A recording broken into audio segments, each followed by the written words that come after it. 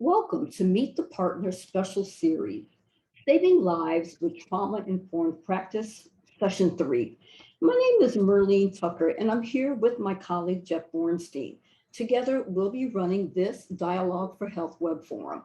Thank you to our partners for today's event, the National Overdose Prevention Network, the Center for Health Leadership and Practice, and the Public Health Institute. And now it is my pleasure to introduce today's guest, Brooke Briggance. Brooke comes from a multi-sector background in health, direct impact programming for children, youth and families, and public education nonprofit work. She is the program director for the Cypress Resilience Project and deputy director of Faces for the Future Coalition, both projects of the Public Health Institute. She is a certified trainer in trauma-informed systems and practice. Welcome, Brooke. The floor is all yours. Thank you so much, everyone. I really appreciate that warm introduction.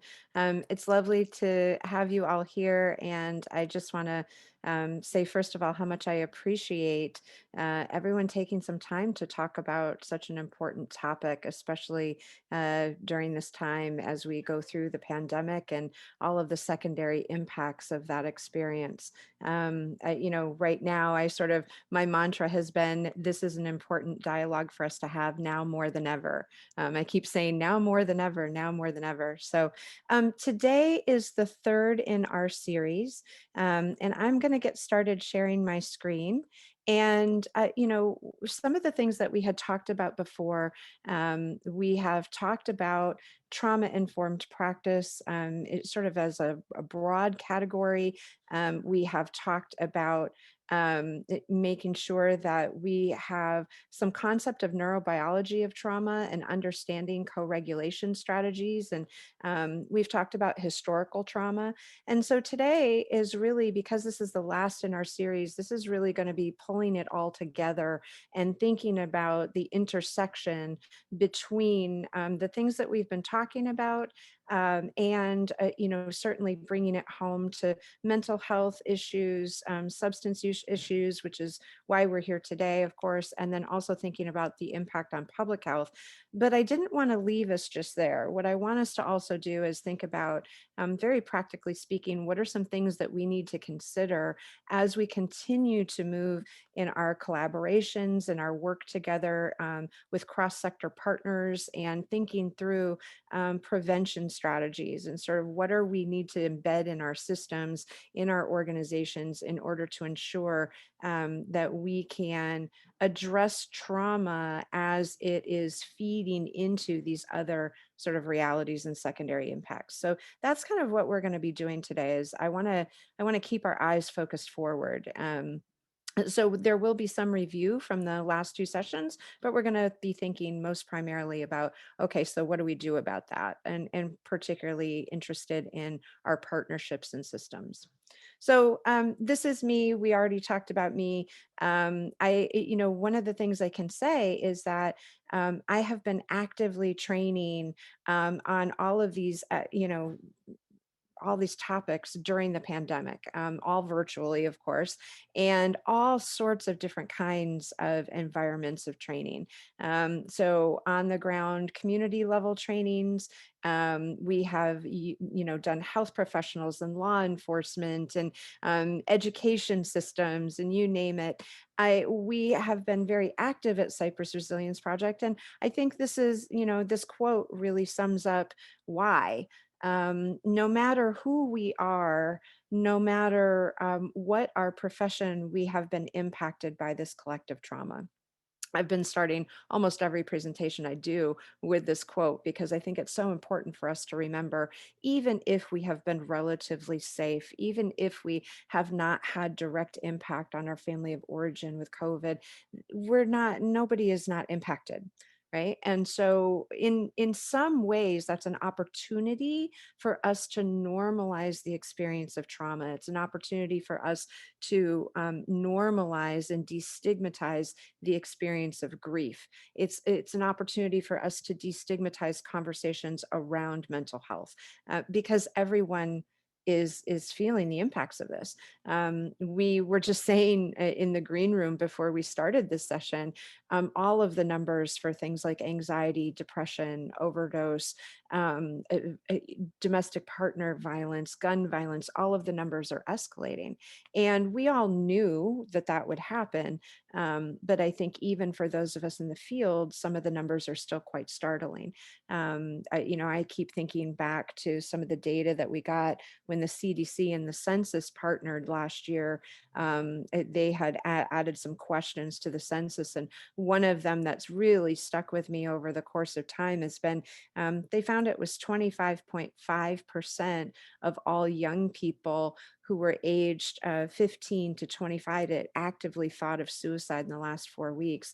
That it translates to about 82 million people of that age group. And so think about that, like that scale. Our systems, our professional response is not equipped to manage that scale. So one of the things we want to talk about is just sort of normalizing this experience and understanding that all of us are impacted, and it offers an opportunity to increase the dialogue at the community level.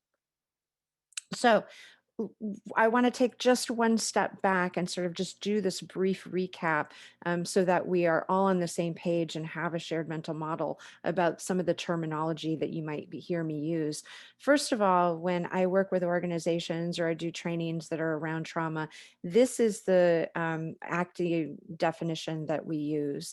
And there are a couple of things that I like to point out about it that I think are really important.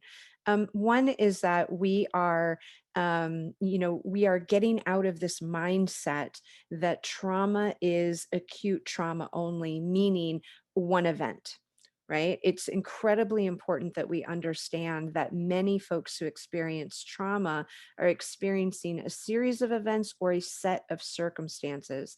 The set of circumstances is critical. So, for example, absolutely, I believe that we can put things like intergenerational and historical trauma into that conversation around a set of circumstances. We could put things like the pandemic in a set of circumstances. We could put other social determinants of health into that set of circumstances. For instance, poverty, right? The climate crisis and climate emergency and how that's impacting certain populations more than others. And so I want us to keep in mind that set of circumstances, because too often when folks are thinking about trauma, they think about it as a one and done kind of event. And that's just not the way that many people experience it.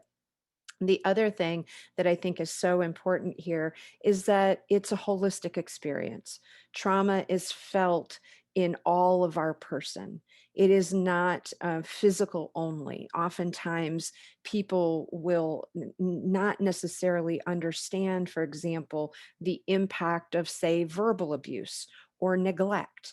Right? These are included in the adverse childhood experience score, but it's not necessarily what folks first think of when they think of trauma. Very often, folks initially will think of something physical, but trauma is experienced holistically. It's experienced in the body. The neuroscience is very, very clear that this is a bodily experience, and even outside of necessarily our thought recognition of it.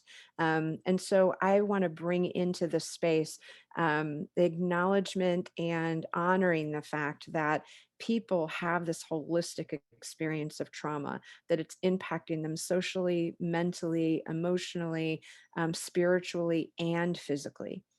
And finally, one of the things that I really think is so important here in this definition is that trauma overwhelms. The brain is completely overwhelmed and dysregulated in the experience. The stress response is an overwhelming stress response. It's happening more and more frequently. It's happening over longer periods of time. So that idea of overwhelm, that's really something. When we think of trauma informed practice, there are certain sort of foundational thoughts that I like to suggest to people, and I just always want to include that sense of overwhelm. The systems are overwhelmed, they're dysregulated. And the person experiences that sense of overwhelm, also often coupled with a sense of helplessness and a lack of regulation in the moment. So, for example, that image that we have on this slide, it's not just, and this is particularly true in childhood, of course, it's not just that the body is experiencing this sense of overwhelm. It's also that there may not be a co-regulator there for us. So, for example, if I'm this little one and I'm experiencing stress and adversity in my home, and that's happening with the adults. If we think of the ACEs score and what's included in that, the adults are over there. It means that no one is here teaching my brain how to self soothe in a healthy, regulated manner. And so it's a twofer, right? It's not just the experience, but it's also what were the adaptive strategies that my brain came up with in the moment to manage the stress of that situation. And so it's that sense of overwhelm, right? It's the fact that whatever the event was overwhelming, and then the brain's strategies for survival can also be overwhelming. So for example, the experience of disassociation during the traumatic event in and of itself is traumatic for folks, right? So it's a twofer. It's that experience plus it's the reaction or the lack of co-regulation reaction that we experience. And again, that's why childhood trauma is so impactful. These are some common terminologies. I've already been using them here and there. So I apologize for using them before I got to the slide. But these are common, words that we'll hear in the landscape, right? And you'll see some of the things that we're pointing out right away.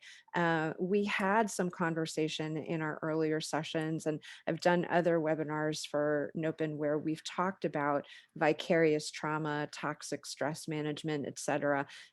Really critical for all of you who are in caring professions right now and managing work at the community level, and thinking about your responses to all of these secondary impacts with the pandemic and to the pandemic itself.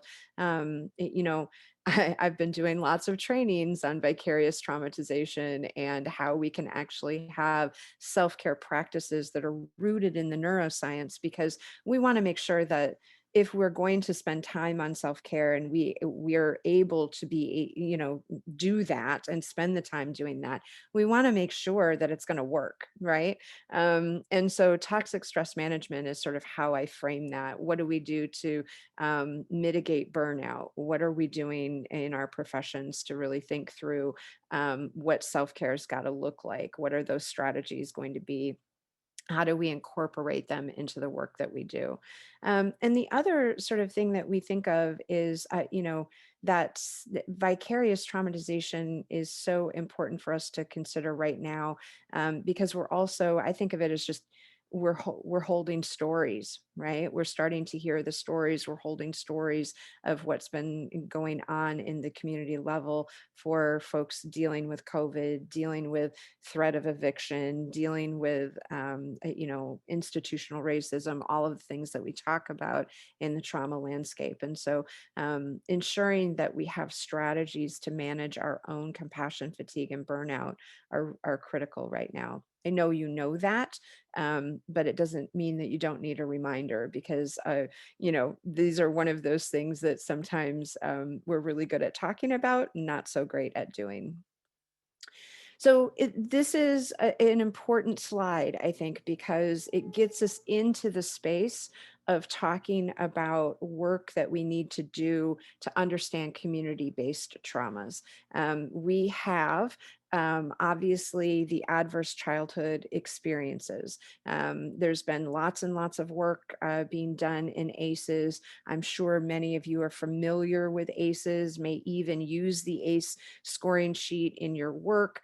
I live in California, and in California, our Surgeon General, Dr. Nadine Burke Harris, has a goal of cutting adverse childhood experiences in half by the year 2050.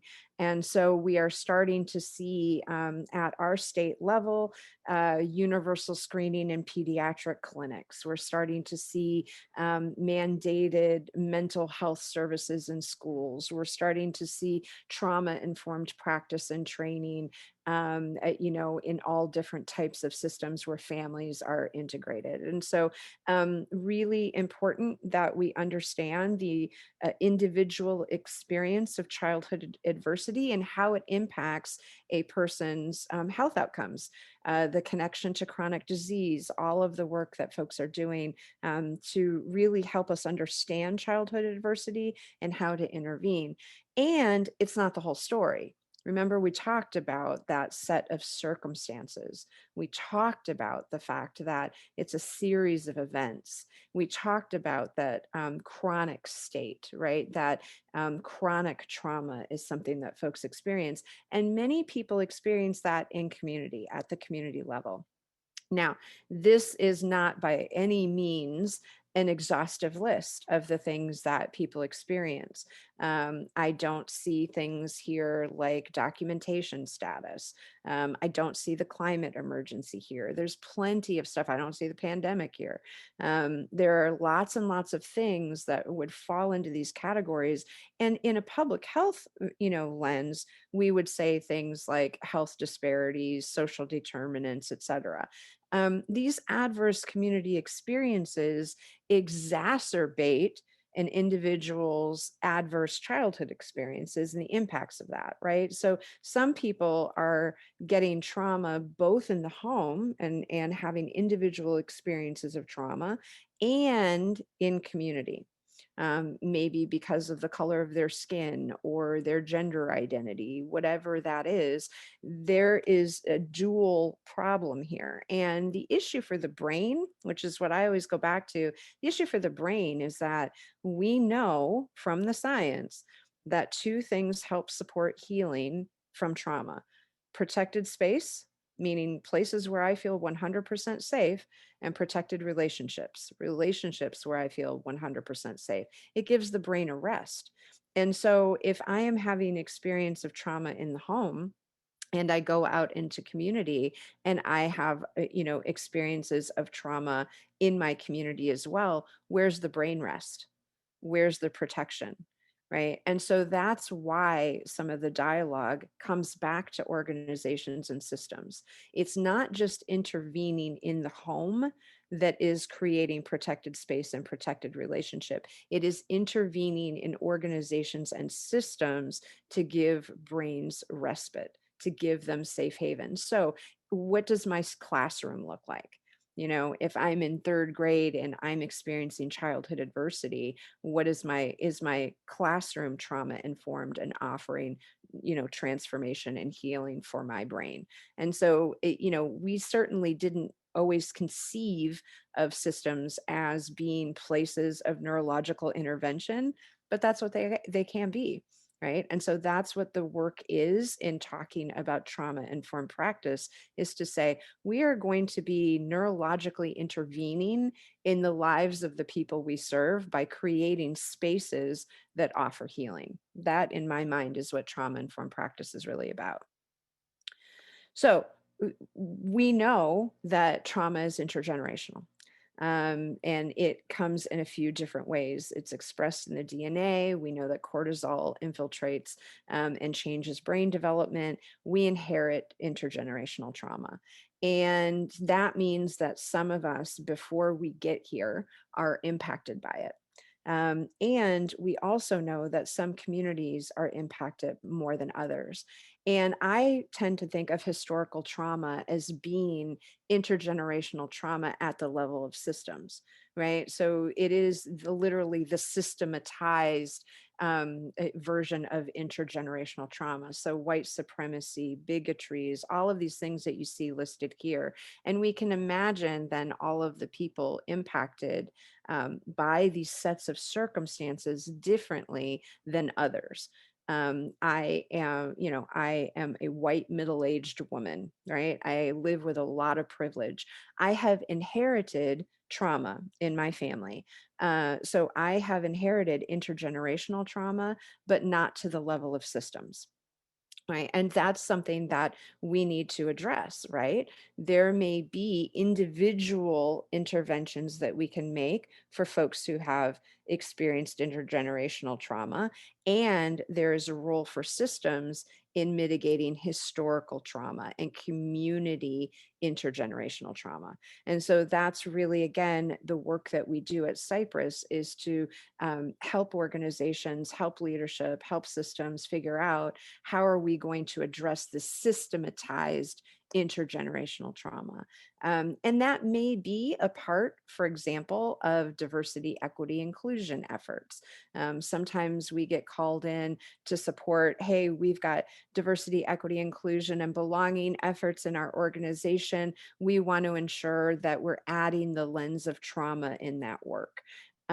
We sometimes are brought in to talk very specifically about policies and procedures within an organization to be trauma informed because there may be a population being served that experiences historical trauma.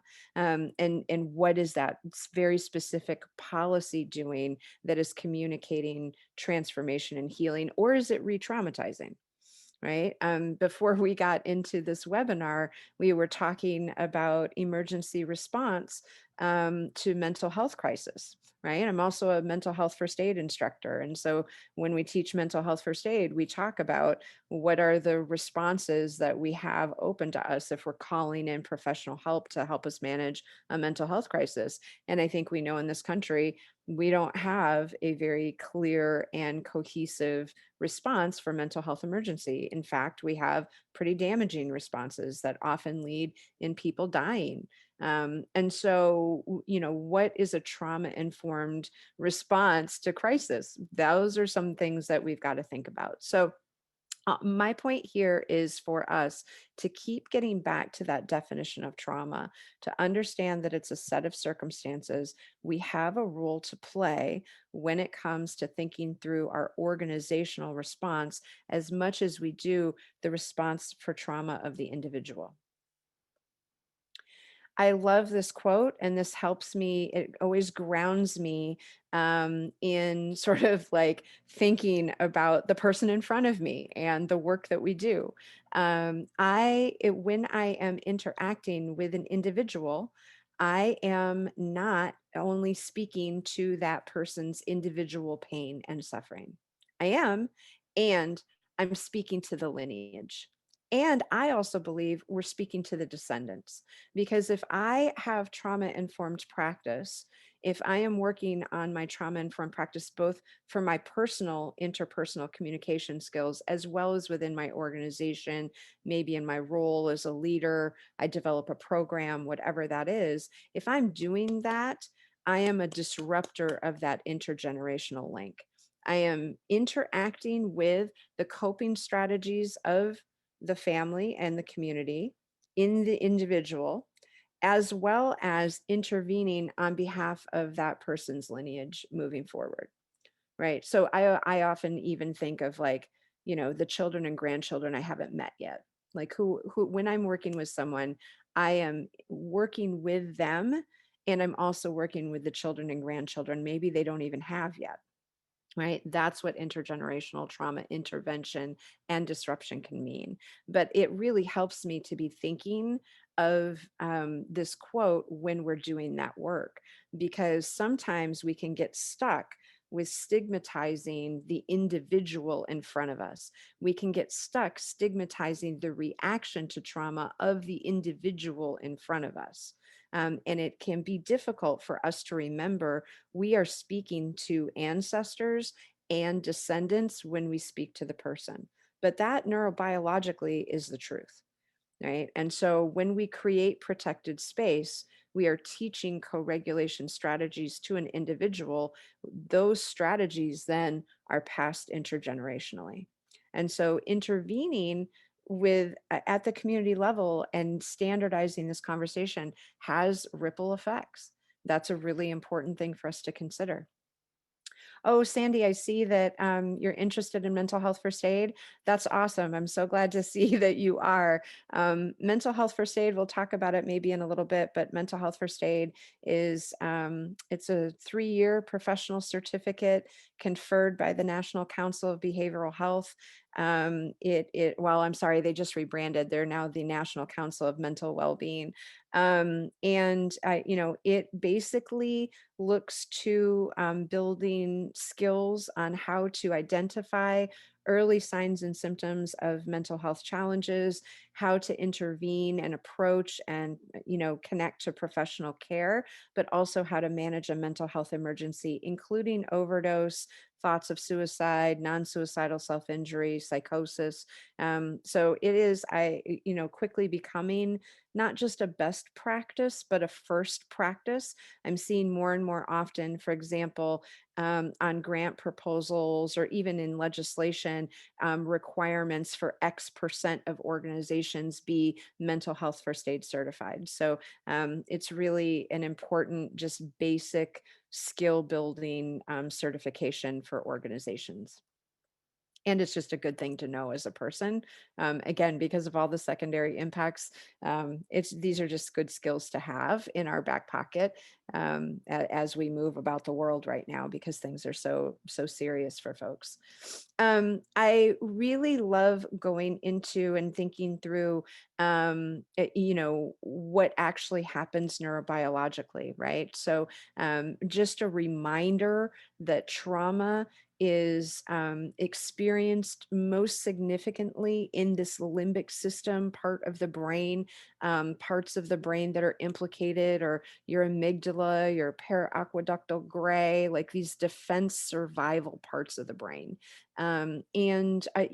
It certainly is. I sometimes when we teach trauma informed practice, we often go into, I use a metaphor of a rider and a horse, right? This idea that when the parts of the brain are working in balance, this prefrontal cortex area, this executive function area, is working in tandem with the limbic system. If you imagine this is the rider and this is your horse, this is the part of your brain that's interested in survival. It's interested in defensive reaction. It's interested in analyzing for safety. It's taking in all of the data that your senses are offering it. So smell and sight, and I'm analyzing all the time. Am I safe? Am I safe? Am I safe? And I'm reacting. I've been telling this story recently about, I walk my dog Rosie like every single morning. We take a long, long walk. And I have a little buddy that I met during COVID on the dog walk. He's about 80 years old. His name is Gilbert. And he and I sort of crossed paths at about the same time, and our dogs would say hello, and then we'd go on our way, and we would just do a little check-in once a day. And I got to a certain time where Gilbert wasn't there, and he didn't come and didn't come, and I was worried about him. I thought, oh my goodness, I hope he didn't get sick, and what happened to Gilbert. And Gilbert showed up one day, and I was like, oh my gosh, Gilbert, it's so great to see you. Oh, I was so worried, blah, blah. And he said, oh, Brooke, I got hit by a car. And oh my gosh, Gilbert, tell me what happened.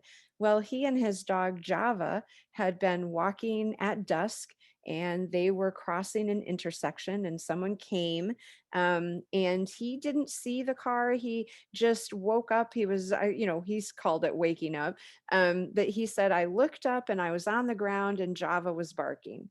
And people on the scene said, Gilbert, because he's kind of one of these guys in the neighborhood, everyone knows who he is. And Gilbert, they said, Gilbert, you jumped.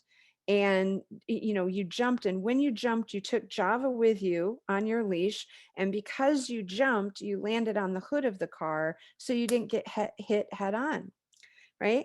This is such a wonderful example of how the brain reacts in survival mode, right? Before this part of the brain, of Gilbert's brain, ever even saw car, ever even registered car, even knew what was going on, this part of the brain analyzed the data and created a response that saved Gilbert's life.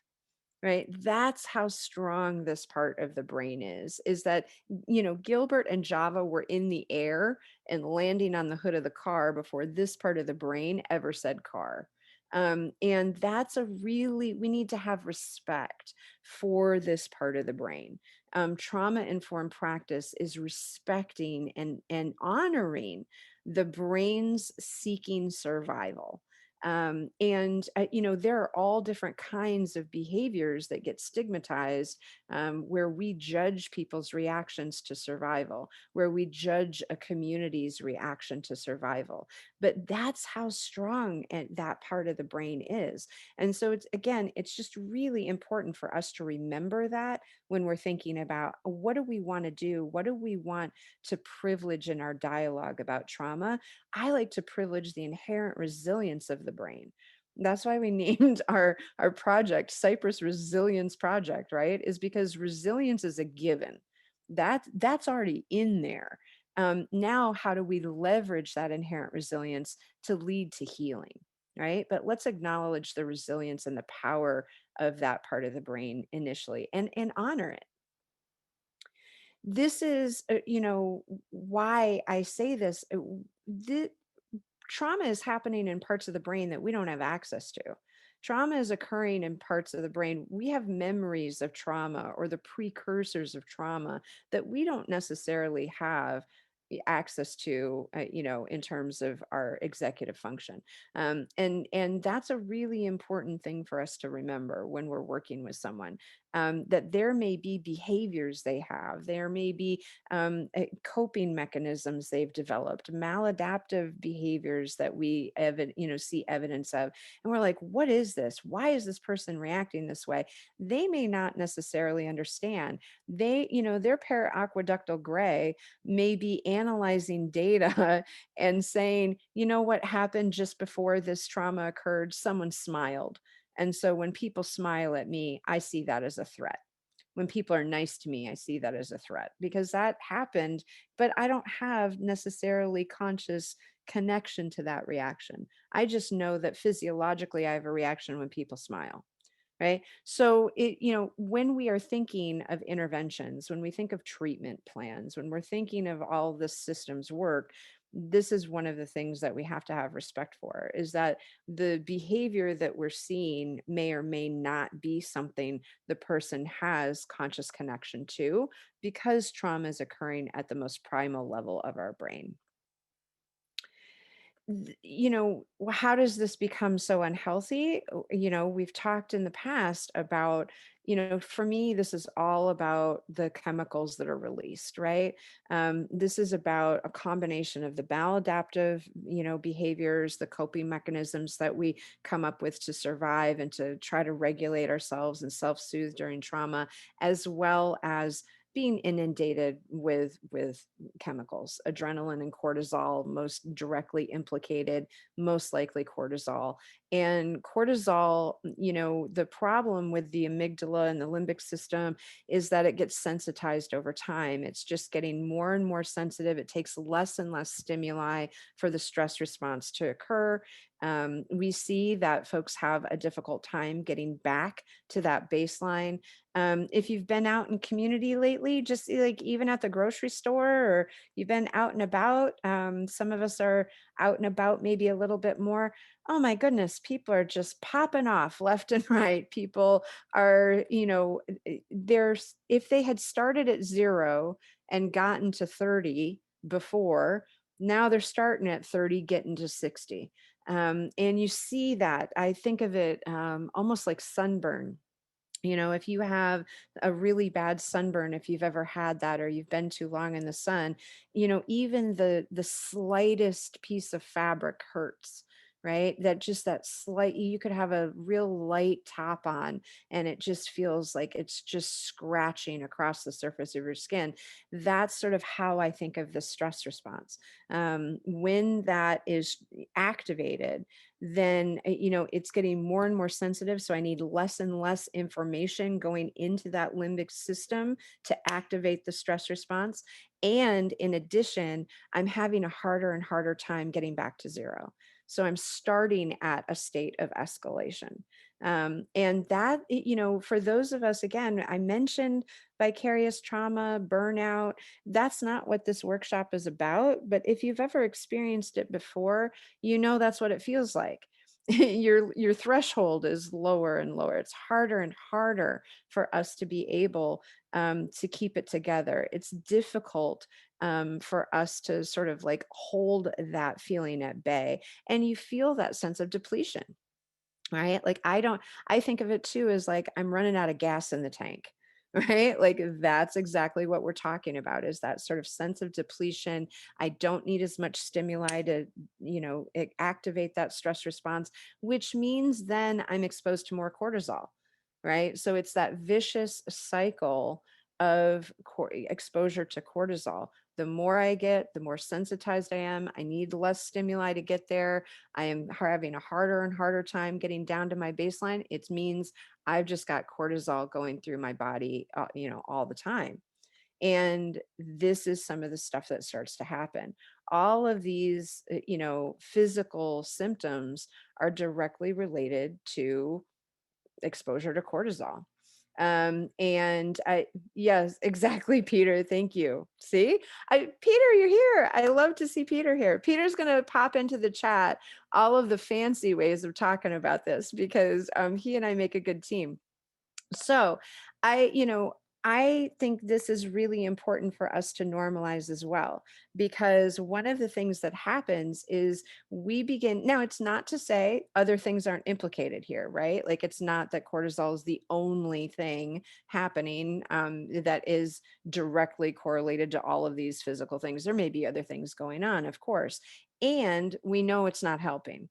And we know that it, has a lot of wear and tear on the body. And so, one of the things that we've been doing is trying to normalize some of these things, trying to help people understand, why might I be feeling these physical effects? What is the link between the stress response and some of the things I'm experiencing physically? When we talk in mental health first aid, we talk about connection to professional help. Maybe someone, doesn't, maybe there's stigma and they're not open to thinking about therapy, but they've got a lot of these physical signs and symptoms that we know are connected potentially to some of their trauma and toxic stress. And maybe we could offer, primary care as an option. Let's rule out some of this stuff and figure out what's going on, right? So we kind of talk about, sometimes primary care, family medicine is a back door into getting some early intervention to avoid, an increase or an escalation in a mental health challenge with someone with a trauma background. So I would rather have early intervention. I can use some of these physical effects of the stress response to get someone some care, right? So it's another way of approaching someone to get them some help potentially, and to start having a conversation about stress, mental health, trauma, etc., without necessarily coming right up against the stigma that they may feel about saying it's a mental health problem. But you can see, whenever I do a self-care workshop and we're talking about the neuroscience of self-care and we get to this slide, the chat starts blowing up about all of the different things that people are experiencing right now. And it can feel, sort of finally like, oh, okay, I now I have an understanding of why, right? Why am I feeling this way? So for instance, during shelter in place, like craving carbs and, sugars and things, like, well, cortisol's sending a message. I need cheap energy because I got to get ready to fight a bear. Right. So one of the things it does is it says, give me some cheap energy. So if you're sitting there and you're binge watching Netflix and you just want to eat chips and, French fries and put them on top of ice cream, like, let's normalize that. Let's look at your stress level. One of the things, muscle tension, right? You hear so much about muscle tension. Cortisol sends a message to your muscles to contract because it's trying to get ready to fight the bear, right? That's the threat.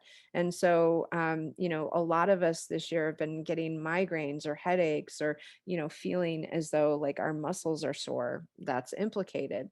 Sleep disruption, right? Super common right now. Well, cortisol wakes you up in the morning. It's one of the activators in our system. So, if I am really struggling with sleep, or I'm having trouble getting to sleep, I am waking up and I can't get back to sleep, let's look at stress levels. Let's look at trauma backgrounds. Let's look at those things. So, all of this by way of saying, we just want to continue to normalize how we are responding, right? Both to ourselves, like let's be nice to ourselves, as well as destigmatizing this cortisol reaction in others. And this is why I say this is a public health issue. For me, trauma is the public health bell. Once I heard it, I can't unhear it. It's the thing, once I saw it, I can't unsee it. To me, it is implicated in so many of the things that we talk about in public health, including chronic disease. So we know that cortisol is implicated in the six leading causes of death. We know that this is like right in the heart of health disparities. It is not by any means the only social determinant. Of course not, right? We have all sorts of other things to think about: environmental factors, poverty, et cetera, all of that stuff, and the trauma of those health disparities, living the social determinants of health itself is contributing to cortisol production, which is exacerbating, right, all of these health disparities. And what happened during COVID? Who died more often during COVID? Folks of color, right? Folks, living in poverty, folks of color, folks who had pre-existing conditions. Why did they have pre-existing conditions? Right? It's not the only social determinant of health, but it's there. And it's there in practically everything that you see now. When I work at Public Health Institute and we do work with, but public health departments and systems and all of that, one of the things I'm constantly asking, even if we're talking about something like diabetes, we're talking about heart disease, I'm saying, what's the implication of trauma here? Like, where's trauma involved? Right, at the community level, like how can we impact, for instance, diabetes interventions with a trauma informed lens? Right, because I know if I reduce cortisol, I can have impact on that. I know that if I reduce the stress response, meaning I'm offering protected space and protected relationships, I can reduce cortisol, I can have impact there. So if we take, for example, a diet only approach, that's not enough. Right? The body will continue to respond and will continue to offer that wear and tear simply because of the cortisol. So this is, one of the reasons why I think that we have got to, oftentimes when we talk about trauma, we talk about it in individual terms. How am I going to create a program that helps this individual, that individual, this individual? That's important. It's not to say it's not important. And it's got to be a systems organizational conversation. How am I supporting trauma informed practice within the system? Because I now know this is a population health problem, right? This is directly linked. It should be no different than any of the other systems approaches we have to managing health disparities. We know that trauma is directly linked to lower life expectancy. Your ACE score actually matters. In some, I saw a map once of my region, and there was a difference of 20 years of life expectancy based on your ACE score and the geography of your birth. And that's a tremendous difference in disparity. So we also need to think about, where are we putting these trauma informed practices? Where do we start? And one of the things I think we have to do is look at the populations that are impacted most specifically, right? So we have to think about historical trauma. We have to think of intergenerational trauma, community-based traumas, those other ACEs, right? Those adverse community environments, adverse community experiences, and intervene as part of our social justice practice in public health. We also know that trauma is directly linked to mental health diagnoses. And these are just, I mean, we could go on and on and on finding data. This is just scratching the surface. I mean, how many slides do you need to see, right? So this is stuff that we thought was interesting, but the reality is like we could have slide after slide after slide.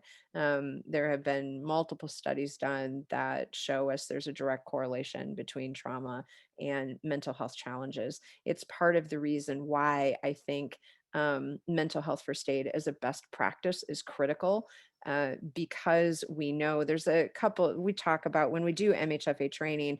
We talk a little bit about trauma, not nearly enough, in my opinion, but it at least sets the standard and says that there is this correlation between the experience of trauma and mental health challenges, and it sets a standard for early intervention.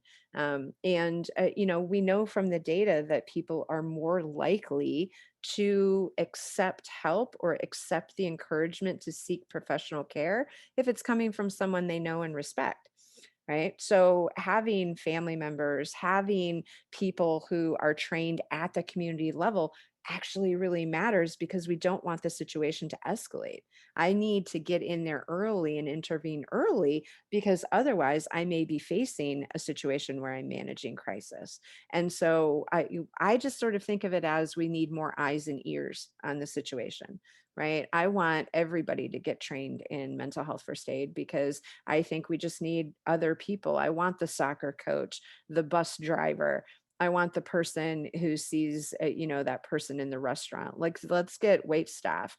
I recently trained public health or public librarians in San Francisco. I trained them all in mental health first aid. I have never met a more traumatized group of folks in my life. They were managing multiple episodes of psychosis a day, multiple episodes of overdose, death by suicide in the libraries, you name it. And you that's a kind of situation that you don't normally think of, right? Like a profession that you don't normally assume would need crisis intervention training in mental health. But libraries, right? If I have a traumatized brain, a library is a really comfortable place to go. The lighting is low, it's quiet, the people are kind, right? It's a safe space. Remember, the brain wants that safe, protected space. Makes a lot of sense that a publicly open space like a library would draw folks with trauma backgrounds. So you know just be thinking about how as we're thinking about overdose, right? We want to prevent overdose. One of the things that we need to do then is to identify someone who's vulnerable to overdose before we get to the overdose. And we know that that is going to likely start with some sort of mental health challenge, often related to trauma. So, if we can begin even that upstream thinking at the level of trauma itself, can we then help prevent crisis and overdose? Sarah, there are any number of trauma informed care training curriculums for first responders. There is a version of mental health first aid that's for first responders. There is a version of mental health first aid that is also for law enforcement. So you can work with law enforcement. You can get certified in these subcategories and tailor the training. I think that there is still a lot of work that needs to be done, very frankly, at the level of first response. I think that for example, even just understanding the neurobiology of the stress response would be super helpful if I'm a first responder and I'm the first on the scene and I need to de escalate something. I teach a de escalation co regulation workshop where we talk about these are the actual things I can do to impact this situation neurologically. And I think like everybody should have that too, right? Like, but particularly first responders. So there are different things. I've seen different responses in systems based on region. Some regions are standardizing these trainings and some aren't quite yet. I'll have my email up at the last slide. You can always email me too, and maybe we can find something. Okay. We also know that trauma is directly related to underlying substance use and misuse issues. So the reason we're here today, right, thinking about overdose. And we know, again, I could have inundated us with data. I decided not to do that. But I want to make sure that we understand that it comes from multiple places, and it may come from multiple places in one person. Remember, trauma is experienced holistically and it overwhelms. And so it's not easy. It's not something we can parse out in a simple manner. But we know that there are all different kinds of reasons why people may begin to self-medicate. We understand that there are all different kinds of reasons. Maybe there is, expression in DNA, there is inheritance. We know that there's intergenerational trauma that's implicated. The stress response is implicated. Like we know that maladaptive behaviors are implicated. We know there's actually a correlation now that they're finding between attachment relationships in childhood and PTSD diagnoses, and self-medicating from a PTSD diagnosis. So here's the simple answer. We continue to learn. I don't know if we'll learn everything in my lifetime. I'm assuming we won't, but we're getting there. And what's happening is we're starting to see all of the connection of the dots, which is I think, really exciting. Where we are starting to break down the silos that have often existed between these conversations. Part of the reason I founded Cypress was because, oftentimes you see like traumas being talked about over here, substance use is being talked about over here, mental health is over here, right? DEI and historical traumas over there. And you're like, no, no, no, that's not how people experience things. And so what we wanted to do is try to work to break down silos.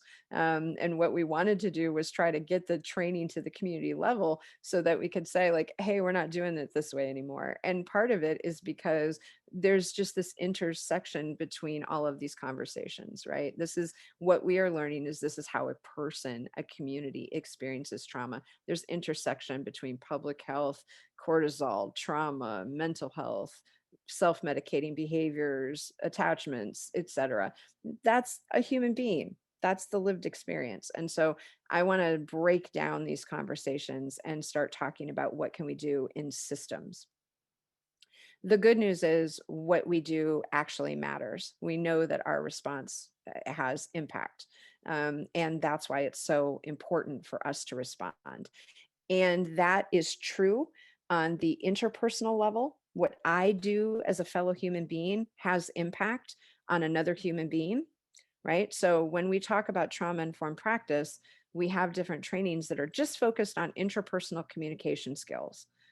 How do I personally interact with you in a way that helps create safety and stability for you as an individual, right? So there's the individual level. Then there is the organizational level. In this organization, what do we need to do? And when I work with organizations, we have to talk about outward facing practice and our internal practice. It is just as important for us to talk about our internal practices. I mean, my goodness, how often do we see an organization that has really great outward facing practice and internally people are super traumatized by the internal policies and procedures? Right? Maybe there is a lack of diversity, equity, inclusion in the organization. Maybe there are microaggressions within the organization, right? And so, how are we expecting our outward facing practice to be truly transformative and healing if the people within the system itself are traumatized and being re-traumatized? So when I work with leadership in organizations, we have to talk about, okay, I know that you came here because you care about working in community and your outward facing practice. How are you doing internally? What's your trauma informed HR policy? Right? Like these are hard conversations. And so really important that we be thinking about outward and inward when we talk about organizations. And then you've heard me say systems over and over again, right? So very large systems, thinking about policy, thinking about advocacy, thinking about our system response matters. But the good news is that it actually, on each one of those levels, we can exact change and we can intervene and we can disrupt intergenerational trauma.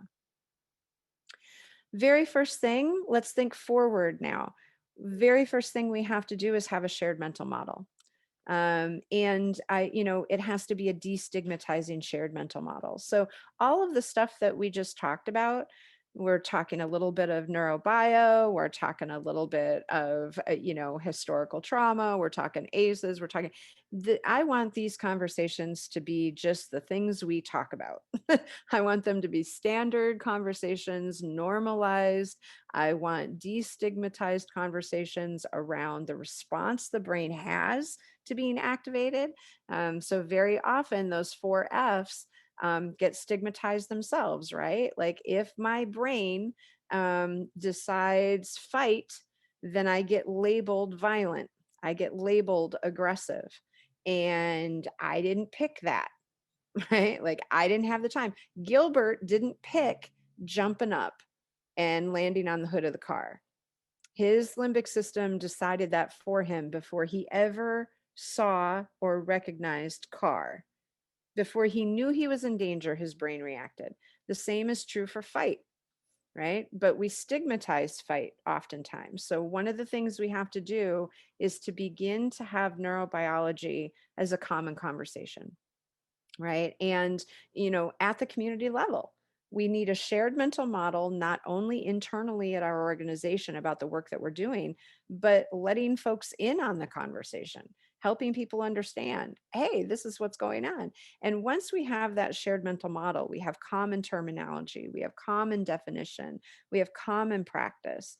Then we can start to really impact change. But that's why these sorts of conversations are so important, right? Because we are creating a learning community together. I mean, I see all of you out there and I think, wow, how cool that I get to spend some time with my learning community today, talking about something that we're going to share as a mental model moving forward. But the big thing here is destigmatizing, normalizing, helping people understand that the reactions they're having are their brain's attempt to survive. It is their inherent resilience. And I think reframing it from that, taking it out of a deficit lens and putting it into this opportunity lens is really important for people. Not just taking away the negative, but actually, as I said earlier, honoring the fact that what the brain is trying to do is survive. What the community has done is survive. And that is profound and needs to be acknowledged as well. When we do trauma informed practice, when we are thinking about an organization, right, we are thinking about some of these common guidelines. I believe we've talked about some of these, so I didn't spend a lot of time on them here. But, these are some of the guiding principles when I work with organizations around thinking about this is what we need to do for trauma informed work. One of the most important that I like to talk about is the sense of safety. Safety, remember that protected relationship, protected space is what's helping the brain find rest. It's what is giving us an opportunity to rebuild neural pathways around things like trust, assessment of safety, accepting the proximity of another person.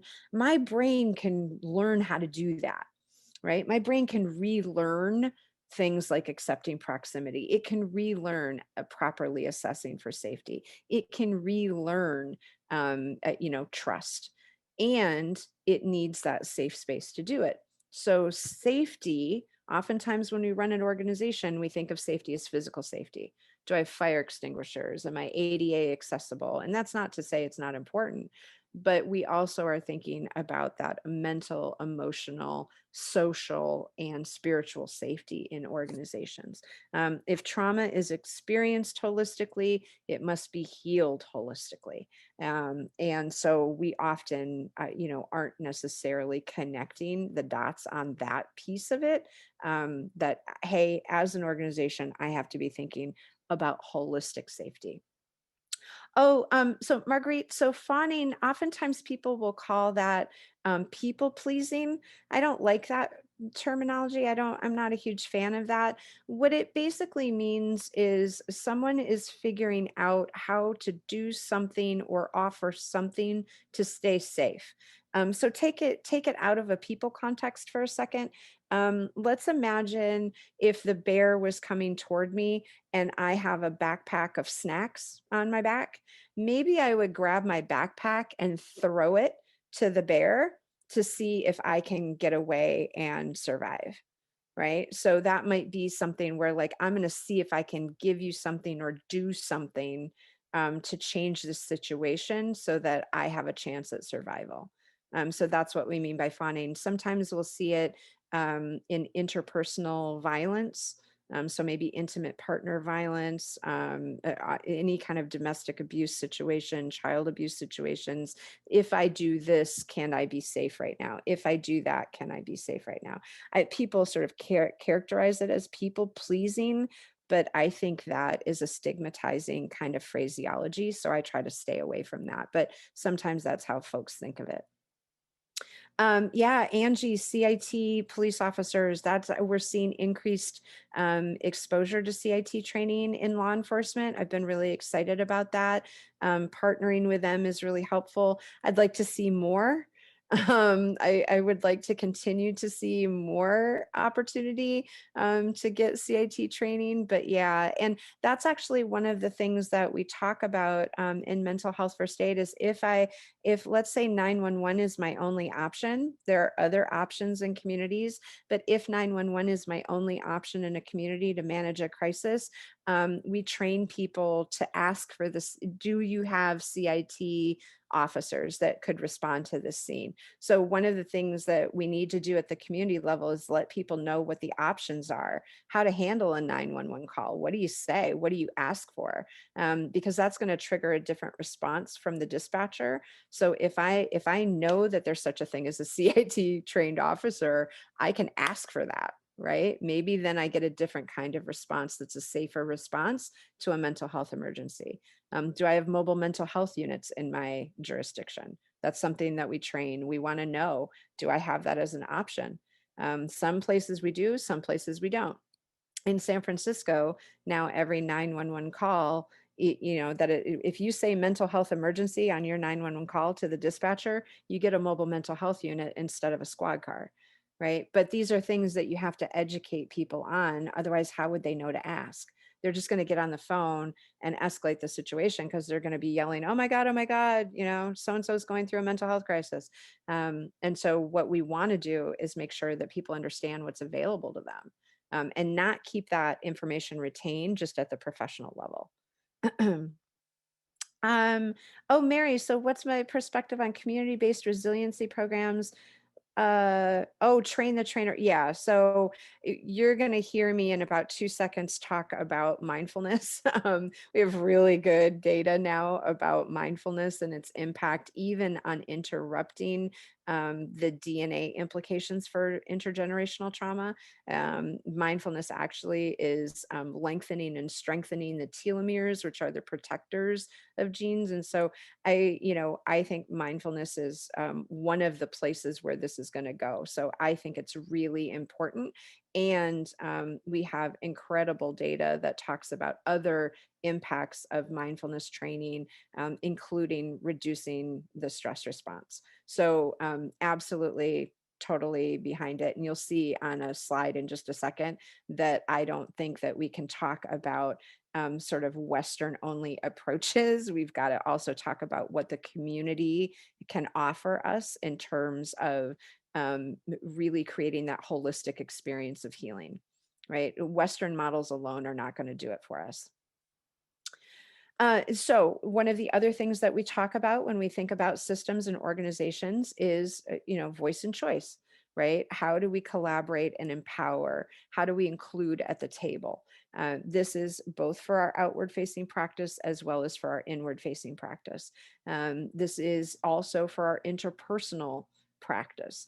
How am I ensuring that I am countering the message of helplessness that trauma put in my brain, right? Like that neural pathway of helplessness, that experience of I couldn't do anything about it.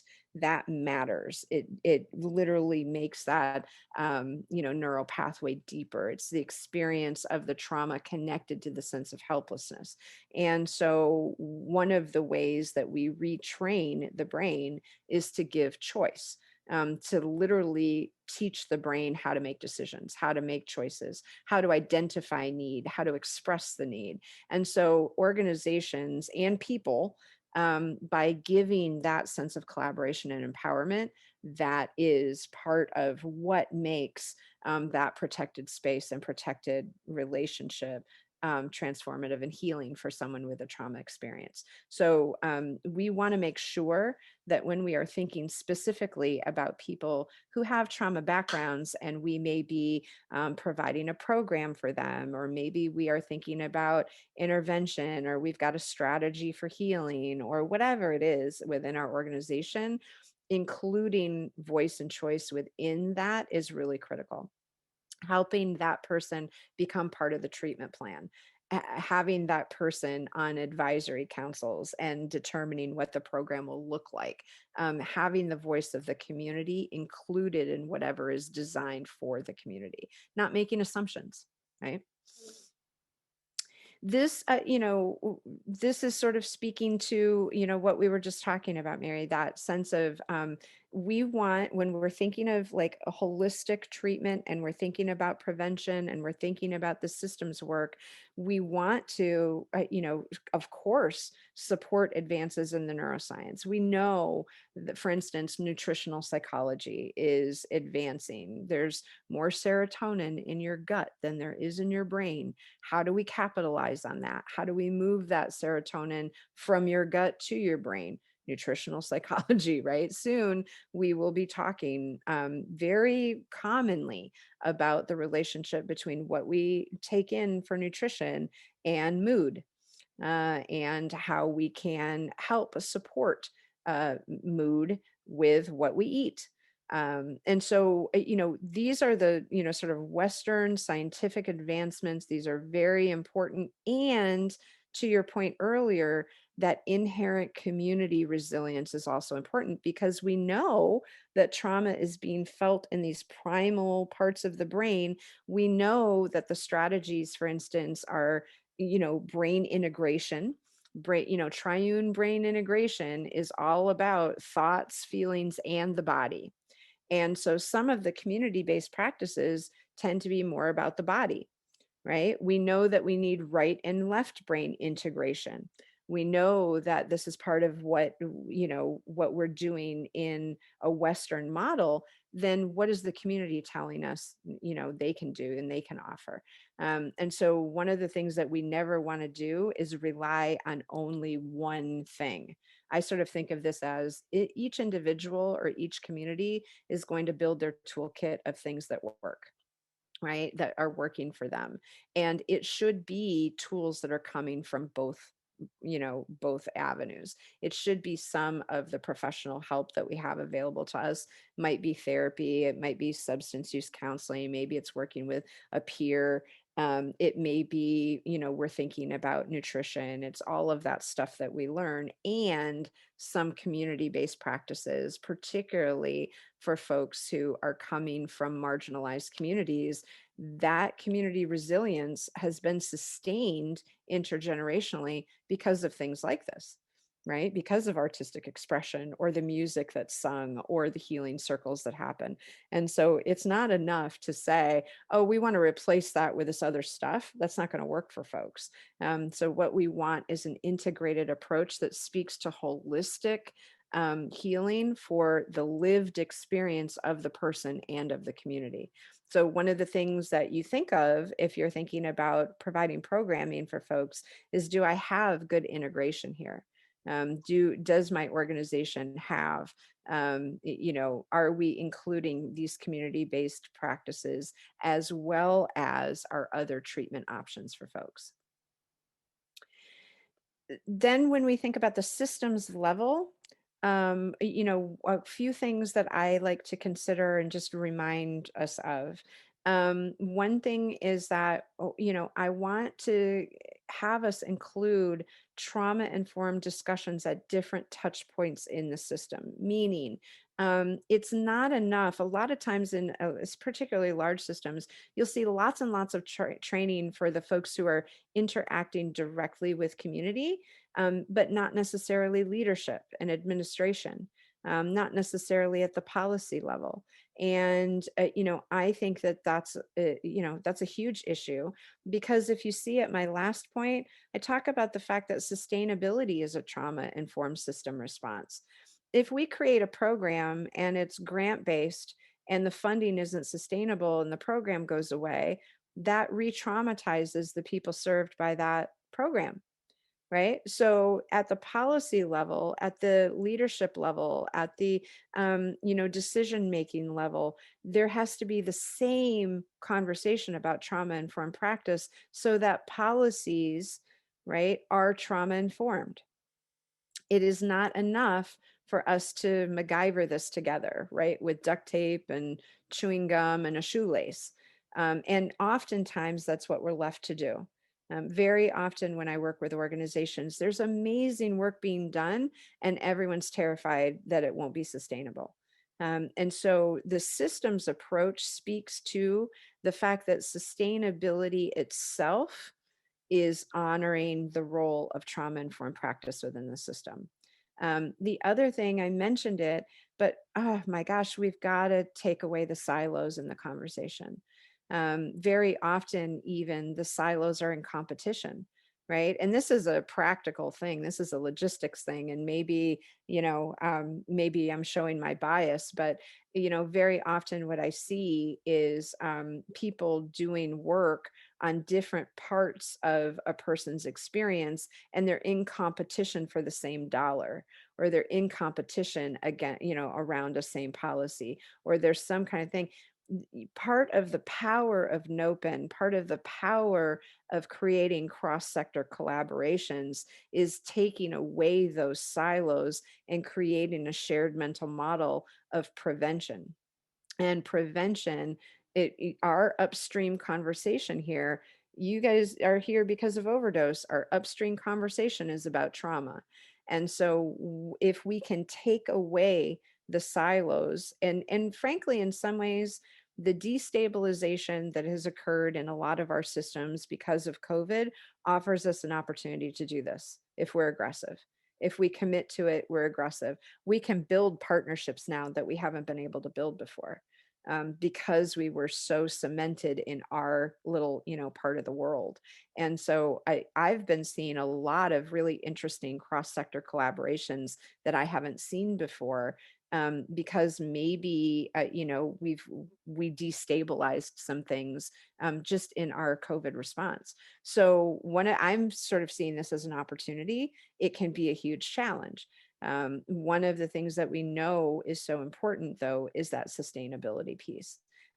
So go thank, if you run an organization and it's grant driven, go thank your fund development people because, what they're doing is trauma informed system work, even if they don't necessarily see it that way. The sustainability of our interventions will dramatically change whether or not they're healing or re-traumatizing. An example of this, what I mean by this, I live in the Bay Area in California, and pre-COVID, the school districts were in all sorts of financial trouble. And in Oakland Unified School District, there had been a lot of work done at the school sites on healing circles, restorative justice practices.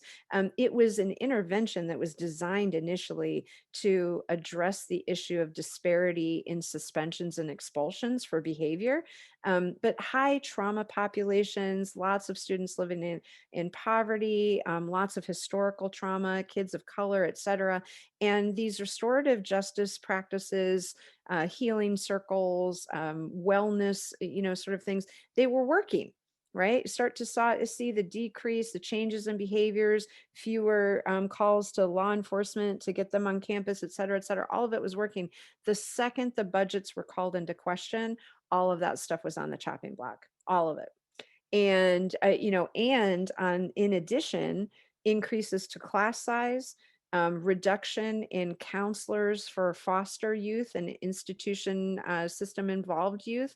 And so you started to see all of the infrastructure that had gone into addressing trauma, right? And offering healing space, offering protected space at school, all of that stuff started to go away. And there was this massive outcry from the community. Hey, wait, wait, wait, this is what's helping our children be academically successful. This is what's helping them over the long term. This is changing not just their behavior but also their overall health and well-being, right? But when you have that versus core subjects, what's going to go? Right. And that's what I mean by sustainability. That's a perfect example of the fact that when we fluctuate sustainability, we're put into situations where we have to make these hard decisions. And we just stripped away a school district of all the things that we knew were working that were trauma informed practice. Other examples, one of the things that's a passion of mine is, as I've said before, everybody needs to know this stuff. Like, I don't need lots of fancy letters behind your name in order to think this is important for folks to know. If we serve community directly, the community should be involved in these trainings. They should be a part of the conversation. They should have the same shared mental model. I teach this stuff for a living, right? Like, I go out and I teach this and I'm at the community level. And it's a really humbling experience to be in front of people who have trauma backgrounds, who may be experiencing these secondary impacts, managing chronic disease, historical trauma. Maybe they're managing substance use. Maybe they've been incarcerated. And they start to understand the neurobiology of trauma and why they have the reactions they do. And you can see a light bulb. Sometimes what you see is grief, right? Someone saying, people come up to me all the time, I wish I had known this sooner. And I say to them, like, that's our job, is to make sure that everyone knows this sooner, right?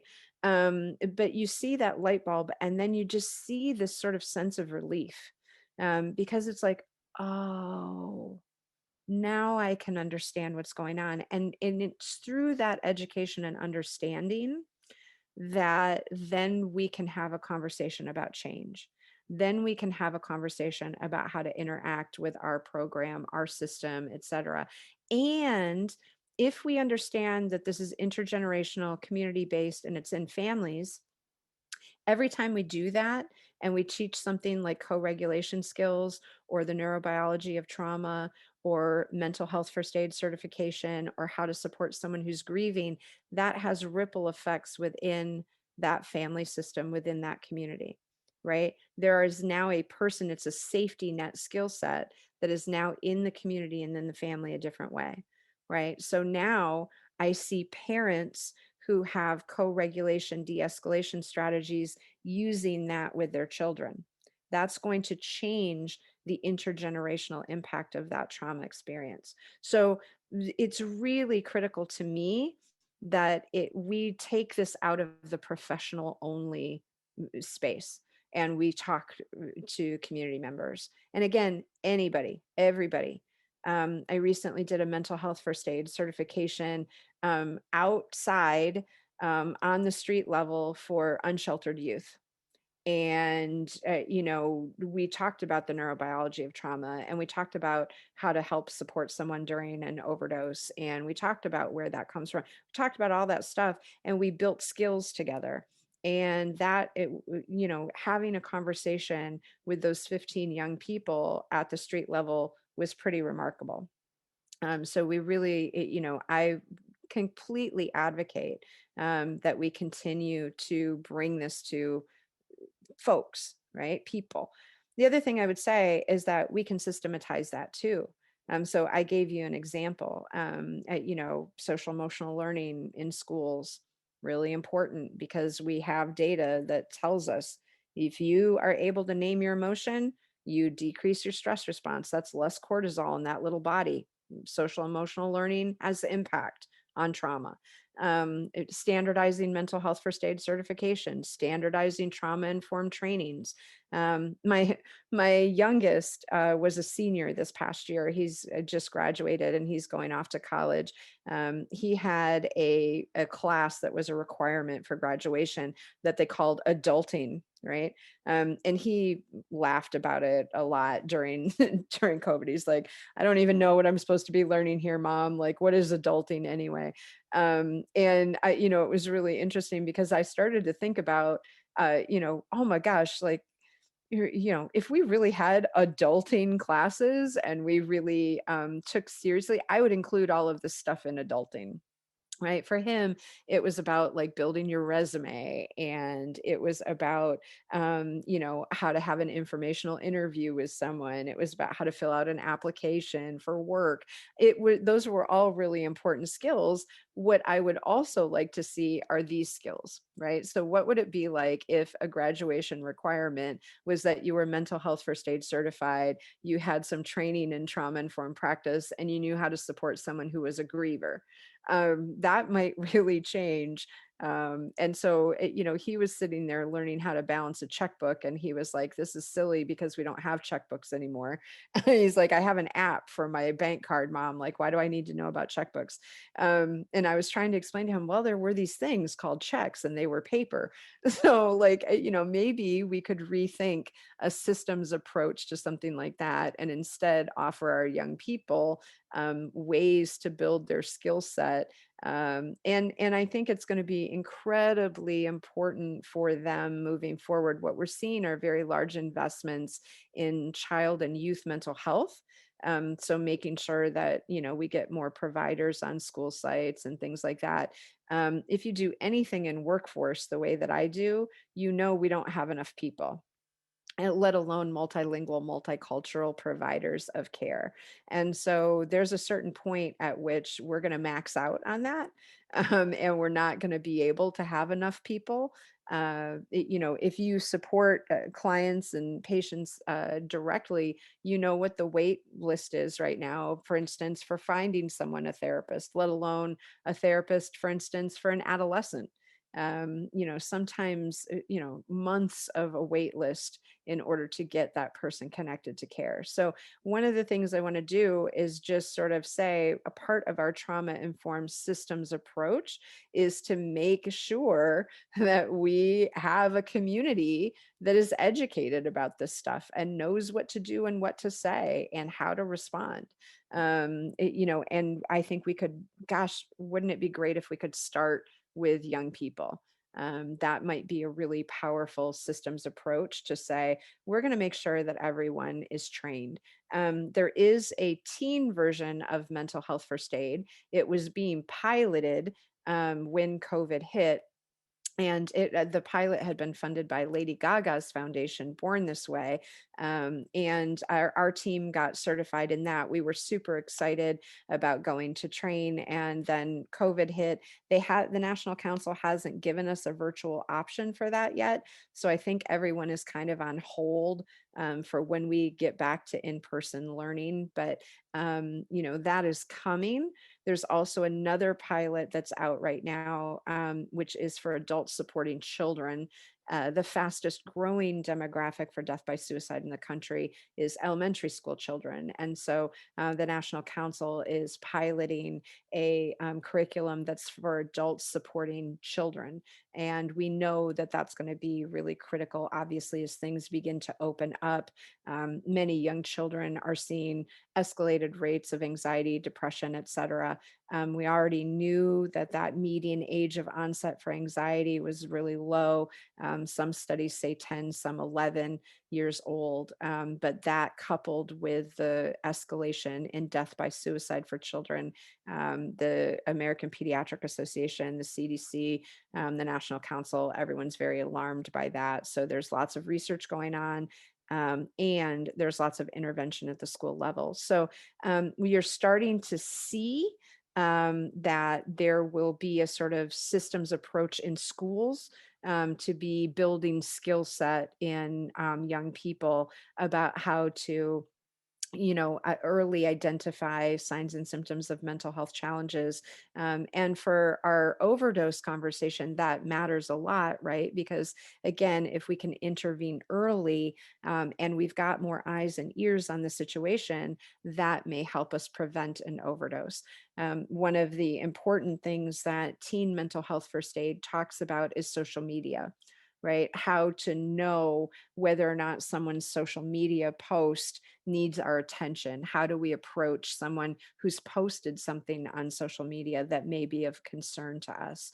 And it's really, it's ultimately a conversation about friendship, sort of getting young people over the stigma of trying to intervene early with my friend if I'm concerned is a sign of true friendship, as opposed to sort of stigmatizing that I don't want to rat them out, right? So you're starting to see systems approaches in schools and school districts to getting some of these skills into the hands of young people. And it certainly will be then coupled with universal ACE screening and making sure that we're talking about trauma. The good news ish, I guess, of COVID again is that it has created such a common experience of these things that everybody's talking about it, right? So that's part of what we look for, is opportunity to get more involved and to create a systems approach and to ensure that every young person is graduating with these skills the same way that we would care about whether or not they can write a 5 paragraph essay. And I like to wrap up on just sort of reminding us about that lineage, right? Just sort of reminding us and calling it into the space that this is this isn't something that happens overnight. Whenever you talk about systems change or even work in an organization, you're talking about a change in culture. Changes in culture don't come easily. They are, difficult. There's always backlash, and we are talking about the reality of inheritance here. We are talking about the reality neurobiologically of continuation of trauma. And if that is true, our interventions are as much about the people who are to come as they are about the people in front of us. And that when I am sort of lost or I feel overwhelmed about how long it's taking, I remind myself of that, because culture change is going to impact those people who are yet to come. And that's why conversations like this matter so much. So I want to offer, my email to you. If you ever have any questions or you want to know a particular source for something, please let me know. I'm happy to provide that for you. I really want to thank everyone again for being here. It's just so important. It's such an important conversation. I look here at some conversations in the chat. Um, and so, do I see trauma, stress, and cortisol as an element of long COVID? I don't think we know enough about COVID yet. I don't think anybody really understands what like long COVID means or is quite yet. But I do think that anything that undermines your system's ability to fight an invader is important. So we know that trauma and cortisol are directly linked to autoimmune issues, right? So I don't want heightened cortisol levels as I go to fight a virus. Like, I don't want that. I don't want hypertension as I go to fight COVID. I don't want, like, so I already know there's a lot of wear and tear on the body. And again, for some communities more than others, but that stress response is putting wear and tear on me. That makes it harder for me to fight whatever invader I've got to fight. Right. So part of it is like, do we know enough about COVID to even know what long COVID is? No, probably not yet. And, we know that COVID is impacting folks of color disproportionately. Again, it's not the only reason, right? Some of that is because folks are essential workers and they're on the front lines, and it might be their job. It might be the community in which they live. Maybe there's higher density in their community. There's other social determinants that are impacting COVID rates, and trauma's in there.